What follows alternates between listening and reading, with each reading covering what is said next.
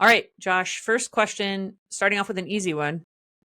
For the men who are worried, they see the state of the world, they see the news stories, they're worried about, I can't find a woman who is, I'm guaranteed she's not going to go off the deep end, take our kids. What if she goes crazy? She wants to transition them. The courts are going to side with her. She's going to have boyfriends in and out. Is the answer for men to go and use an egg donor and a surrogate?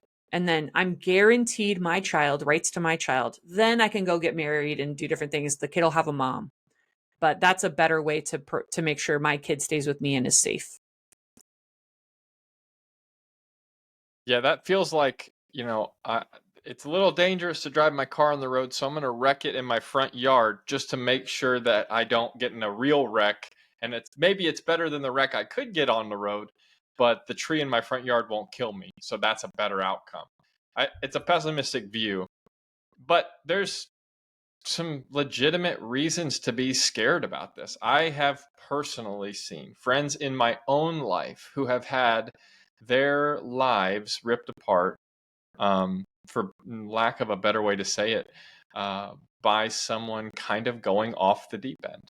And I think there are situations where it's unavoidable, and there's just a massive amount of compassion for those men leading families through something like that.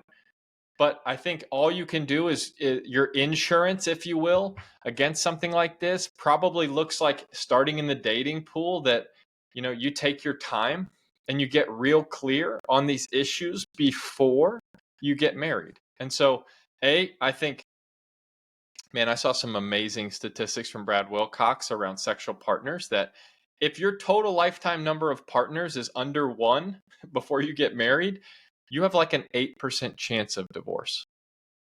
Like, it's almost nil. And so doing things the right way, and this is, look, God's design plays out in creation perfectly. The gospel is good for you. When you follow God's design, you get his protection. And I do think God's protecting us by putting in place, his law that talks about fidelity and talks about chastity and keeping yourself pure. So I think, that's one of them, is do things the right way, date well, and then also have difficult conversations about spirituality. And not new age spirituality, like, do you believe in a higher power? But are you aligned theologically? Do you agree on the roles each of you should play? And I'm personally not like this, hey, the male has to play this specific role and the female this specific role. I think there's some, my wife and I share a lot of responsibilities. My kids would say I'm a very present father. And there's been times in our marriage where she has worked more than I have because my hours were more flexible and our kids needed us more. And so her job was less flexible, especially during COVID, where she's in the medical industry, when I was home, remote working all the time. So I think those things ebb and flow, but we were very aligned on what we were providing our children and the roles that we played. And we personally agreed that, as God set it out, I'm the leader of the family, and that's my job, is to prepare to make difficult decisions and to try to hear from God to direct our family. So, and we were aligned on that. And I think the alignment is important. Are you both in lockstep around those issues? All the way down to finances. Again, if we're talking about insurance, are you prepared to throw all your finances in the middle, not preparing for a divorce? You're not writing a prenup that's essentially dictating the terms of your dissolution before you actually get married. I think all of these things are really good insurance policies. If you're checking off all those boxes, we're aligned on finances, we see sexuality the same way, we're pursuing, the same we're pursuing the same pure relationship together, we've dated and gotten to know each other, we're aligned theologically, we're aligned financially in how we spend. I think all of those things are insurance policies before you pull the trigger and get married. Then when you're in it, that's where, okay, are you doing everything to serve and love your spouse? Are you staying connected to good Christian community? Your husband or wife, your spouse, needs to know some people 30 years older than them who can look at them and say, I'm in your church, I'm in your small group, and you're being an idiot right now. Like, that's a stupid thing. You need to stop doing that. And your wife doesn't need to tell you that. I need to tell you that. And I'm going to hold you accountable to that. You shouldn't be looking at porn. You shouldn't be spending on that stupid thing. Like, those types of conversations occur in good Christian communities. And so you yourself, as you lead your marriage, need to be in them. And you need to make sure your family's having those too. So staying connected to Christian community and staying connected to Christ as you're leading your family, I'm like, I think those are the better choices to make looking at the landscape right now than going to the front yard to crash your car so you don't do it on the highway. Like some people are advocating by getting egg and sperm donors and, Right. not getting married. Yeah, and it's so interesting. I mean, Jeff Younger is the one who is suggesting that, and he's a guy who he and his wife used IVF, had twins. They broke up, very hostile. The mom was trying to transition one of them. And so it's very fraught situation, but that was kind of his solution. Hey, we got to go use egg donors and sperm donor or egg donors and surrogates. The thought is too, okay, are you only having boys or are you going to have girls? And then you're telling your girls, don't get married, just go be someone's egg donor and surrogate. It's just, you see, it's when it's when we're going to violate the rights of children, where does that stop? But for your feeling of safety and security versus what you're saying. And I think the community piece is the thing that stands out to me too, especially I think men often need to hear and see their behavior mirrored from other good men.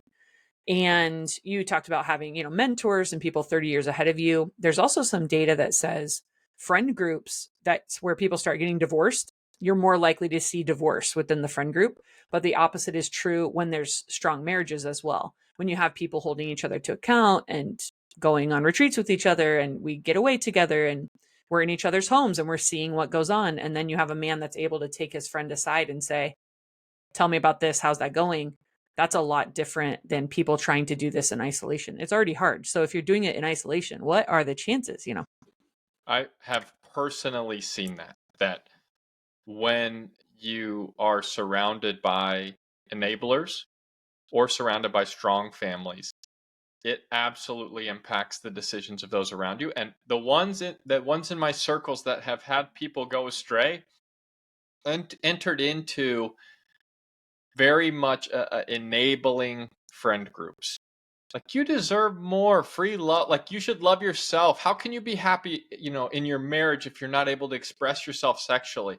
Like that whole world of like, I call it divorce propaganda when we're having this conversation as a staff, but it's like those people just pushing this alternate worldview that is run so counter to Christianity and everything we hold dear to get someone to bite, to get them hooked. And I think, man, especially if I'm talking to husbands out there, like, we have to guard our families against this stuff, whether it's coming in through social media or friend groups or work or church, God forbid.